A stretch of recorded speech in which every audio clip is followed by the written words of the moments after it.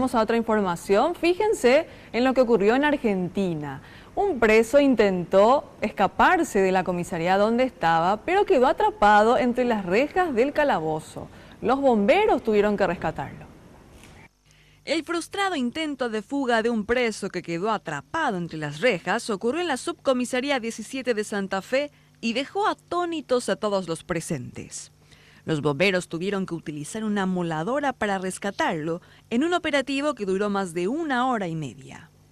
Ocurrió el sábado pasado y el hecho fue filmado por los presentes. Con el torso desnudo y vestido solo con calzoncillos, el detenido debió ser asistido ya que quedó atorado entre la pared y el hierro que debió ser cortado en parte para liberarlo. Liberarlo es una forma de decir porque el hombre volvió al calabozo. Se espera, según consigna el sitio 1 Santa Fe, que las autoridades del Ministerio de Seguridad brinden una conferencia de prensa para informar sobre las medidas adoptadas en torno a la actuación de los oficiales a cargo.